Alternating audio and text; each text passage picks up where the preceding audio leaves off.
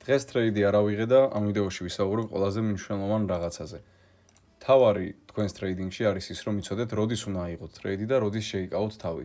თუ კი გჯერათ იმის, რომ ყველა დღე პროფიტი გექნებათ, ან ძალიან კარგ შედეგს დადებთ ყველა დღე ბაზარზე, ტყუილია და მაგის არ ჯეროდეთ პირდაპირ გეტყვით ყოველგვარი გართულების გარეშე.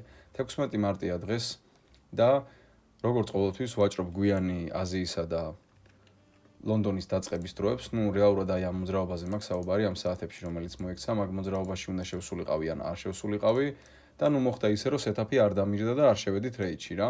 საათიანი ჩარტი მაქვს, ახლა გახსენეთ სხვათა შორის. ხო და მინდოდა მესაუბრა იმაზე, რომ ყოველთვის უნდა იცოდეთ, რომ თქვენი თავის კონტროლი არის ყველაზე მნიშვნელოვანი ტრეიდინგში, ვიდრე ნებისმიერი სხვა ტრეიდინგ გადაწყვეტილება.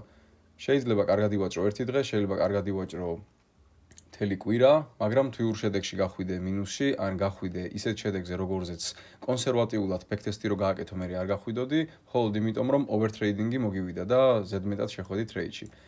ყველაზე მნიშვნელოვანი არის ის, რომ შეადგინოთ თქვენი სისტემა, გქონდეთ მყარი წესები, რის მიხედვითაც უნდა შედიოდეთ ტრეიდში და რის მიხედვით არა. მაგალითად, დღეს მარგეზე რო შემოვედი, ძალიან დიდი სურვილი მქონდა, რომ ამეღო ტრეიდი, მინდოდა რომ გამეშორტა სადღაც დაახლოებით აი აქ რა.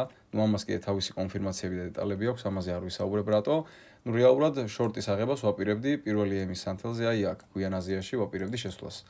ჩემი სტრატეგია მოიაზრებდა რეალურად აქ შესვლას, მაგრამ არ მქონდა სეტაპი.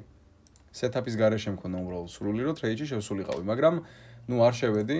როგორც ხედავთ, რაღაც დონის მოძრაობა მოხდა და ეხლა დაბლ ტაიმ ფრეიმზე აქ შეიძლებოდა სასურველი რისკ რევარდის წამოღება შეიძლება, მაგრამ ეს არის პოზიტიური განვითარების სცენარი, სადაც ყველაფერი წავიდა იმ ხარეს, რომ ხარესაც მე ვფიქრობდი, მაგრამ სტატისტიკურად და ზოგადად, რომ ეს თვეებზე და წლებზე გადაიტანოთ ეს ყველაფერი, არ იმუშავებს ესე კარგად, მინუსებიც იქნება, არასისტემური მინუსებს მიიღებთ და ყველაზე მეტად თქვენს პროპ აკაუნტს ან ზოგადად ტრეიდინგ ანგარიშს ურტყავს არასისტემური მინუსები. იმიტომ რომ სისტემური მინუსები თამაშის წესებია და მაგ თამაშის წესებში მისაღებია თქვენი მინუსი. აი რა არასისტემურ მინუსსაც აიღებთ, ეგ უკვე თითქმის გამოუსწორებელი შეცდომაა, რომელიც თვიურ შედეგში აისახება.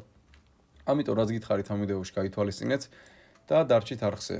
უფრო უკეთეს ინფორმაციას და კიდე დეტალებს გაგაცნობთ მომავალში.